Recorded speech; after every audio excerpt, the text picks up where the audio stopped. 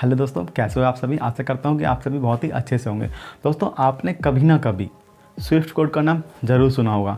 अगर आप एक यूट्यूबर हो या फिर आप एक ब्लॉगर हो तो आपकी जो भी पेमेंट कभी ना कभी आई होगी तो आपने वहाँ पर स्विफ्ट कोड का यूज़ ज़रूर किया होगा। और या फिर मान के चलिए अभी आपका चैनल मोनेटाइज नहीं है, आगे चल के कभी ना कभी तो आपका चैनल मोनेटाइज होगा, तो वहाँ पर आपको क्या होगा, स्विफ्ट कोड का यूज़ करना होगा। तो यानी कि अगर आपको इसके बारे में नहीं पता है तो आपको इसके बारे में जान भी लेना चाहिए। और वहीं मान के चलिए अगर आपको पता है और मान के चलिए कोई और ऐसा आदमी है, कोई ऐसा व्यक्ति है जो कि एकदम अननोन पर्सन है, उसको बिल्कुल भी नहीं पता है, यानी कि वो एक आम आदमी है, उसको नहीं पता कि स्विफ्ट कोड क्या होता है।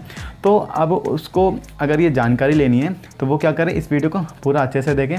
तो दोस्तों, आज की इस वीडियो में हम जानने वाले हैं कि स्विफ्ट कोड जो होता है वो क्या होता है और इसको कौन कौन यूज़ करते हैं। तो दोस्तों, मेरा नाम है विमल और वेद सिंह चैनल पर आज आपका एक बार फिर से स्वागत है। आज की वीडियो बड़ी ही नॉलेजेबल होने वाली है, तो इसलिए आप वीडियो के आखिर तक बने रहे। तो चलिए आज की वीडियो को शुरू करते हैं। तो दोस्तों, हम एकदम डिटेल में जानते हैं कि जो हमारा स्विफ्ट कोड जो होता है वो क्या होता है। जैसे कि मान के चलिए आप इंडिया के रहने वाले हो और आप इंडिया में कोई भी बैंकिंग ट्रांजेक्शन करते हो तो आप जो कोड यूज़ करोगे वो कोड होता है हमारा IFSC कोड। अगर मान के चलिए आपका इंडिया के अंदर में ही कहीं कोई बिज़नेस चल रहा है और वहाँ से आपके पैसे आने हैं और या फिर आपको किसी की पेमेंट करनी है, आपको पैसे भेजने किसी काम के लिए।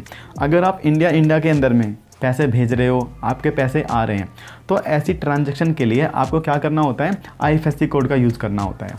वहीं अगर हम बात करें स्विफ्ट कोड की, तो स्विफ्ट कोड का यूज़ कब होगा, जब आप विदेशों के साथ में कोई भी आप बिज़नेस कर रहे हो या आप कोई भी वर्क कर रहे हो तो वहाँ से आपका जो पैसा आएगा या फिर आपको विदेशों में अपना कोई पैसा भेजना होगा, यानी कि किसी अदर कंट्री में आपको अपना पैसा भेजना होगा, तो वहाँ पर आपको क्या करना होगा, स्विफ्ट कोड का यूज़ करना होगा।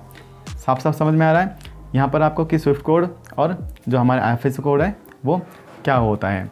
यानी कि मतलब स्विफ्ट कोड जो होता है वो हमें बताता है कि आप जो भी इंटरनेशनल ट्रांजैक्शन कर रहे हो वो किस बैंक के द्वारा कर रहे हो, उस बैंक की पहचान को हमारा जो स्विफ्ट कोड जो होता है ये बताता है।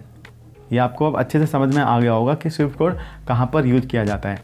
ठीक उसी तरह जिस तरह आप अगर अपने देश में ही कोई भी ट्रांजैक्शन कर रहे हो, यानी कि आप अगर कोई भी घरेलू ट्रांजैक्शन कर रहे हो बैंकिंग की, तो वहाँ पर आपने क्या करा, IFSC कोड का यूज़ किया।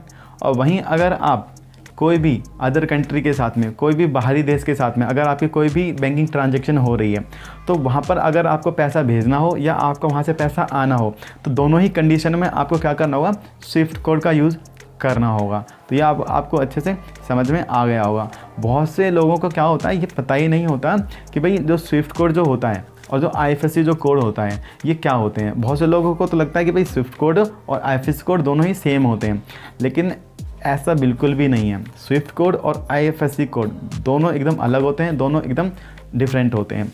स्विफ्ट कोड का यूज़ जो होता है वो तो होता है इंटरनेशनल बैंकिंग सिस्टम के लिए। अगर आपको कोई इंटरनेशनल बैंकिंग ट्रांजैक्शन करनी है तो वहाँ पर आपको स्विफ्ट कोड का यूज़ करना होगा। वहीं अगर आप अपने देश के अंदर में ही अगर आप डोमेस्टिक बैंकिंग यूज़ करना चाहते हो तो वहाँ पर आपको क्या करना होगा, IFSC कोड का यूज़ करना होगा।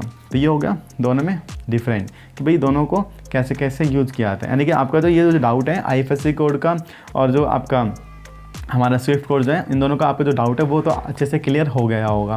अब दोस्तों बात करते हैं कि जो हमारा स्विफ्ट कोड जो होता है वो कैसे काम करता है। देखो दोस्तों, स्विफ्ट कोड जो होता है ये टोटल 8 से 11 डिजिट का होता है।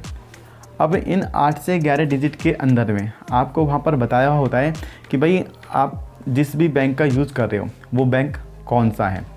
साथ ही साथ आपको वहाँ पर ये भी जानकारी मिल जाएगी कि आपका जो बैंक है वो किस देश का है, उसकी भी पूरी जानकारी होगी। और वहाँ पर आपको ये भी पता चल जाएगा कि आपका जो वो बैंक है किस लोकेशन में है, जिस देश में भी आपका बैंक है उस देश के अंदर में उस बैंक की लोकेशन क्या है। और साथ ही साथ अगर वो बैंक की कोई भी अगर ब्रांच है तो उस बैंक के ब्रांच की भी पूरी जानकारी आपको इसके अंदर में मिल जाती है। कहने का मतलब सीधा सा है कि जो स्विफ्ट कोड जो होगा वो कुल मिलाकर के 4 भागों में डिवाइड होगा।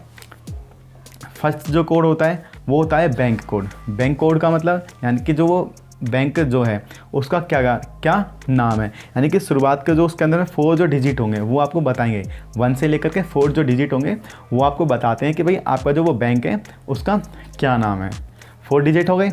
अब है अगले नेक्स्ट 2 डिजिट। अब जो नेक्स्ट जो 2 डिजिट होंगे वो आपको बताएंगे कि जो आपका जो बैंक है वो किस कंट्री में है, यानी कि सेकंड जो हमारे पास कोड है वो हो गया इसका कंट्री कोड। अब है थर्ड वाले पॉइंट की, इसमें जो हमारा थर्ड में जो 2 अगले नेक्स्ट जो डिजिट होते हैं वो बताते हैं बैंक की लोकेशन को, यानी कि वो हो गया हमारे पास में लोकेशन कोड।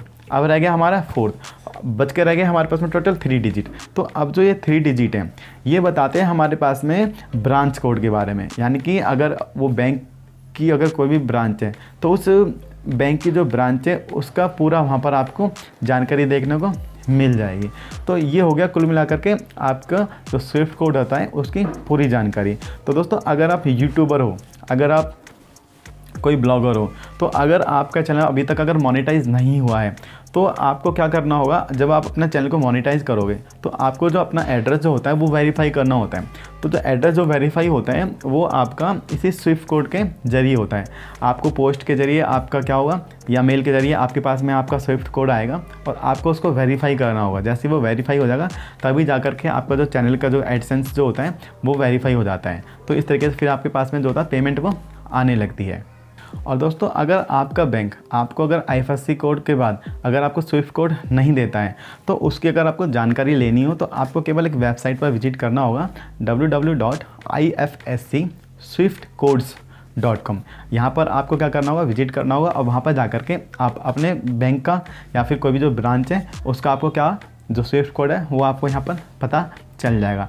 आई होप कि दोस्तों आज की जो वीडियो है वो आपको बड़ी ही नॉलेजेबल लगेगी और आपका जो डाउट है कि स्विफ्ट कोड और IFSC कोड क्या होता है और स्विफ्ट कोड का यूज़ कहाँ होता है, कौन करते हैं, ये अच्छे से क्लियर हो गया होगा। और दोस्तों अगर अभी भी आपका कोई भी क्वेश्चन है, आपका कोई भी डाउट है तो आप मुझे बेझिझक कमेंट करके पूछ सकते हैं और मैं आपके जो भी डाउट होंगे वो अच्छे से क्लियर कर दूंगा ताकि आपको अच्छे से समझ में आ जाए कि इसका यूज़ कहाँ पर होता है। और दोस्तों अगर आपको आज की वीडियो अच्छी लगी है तो आप वीडियो को लाइक करें और वीडियो को आप ज़्यादा से ज़्यादा शेयर करें अपने दोस्तों में, अपने फ्रेंड्स में जिनको भी इसकी जानकारी अभी तक नहीं है।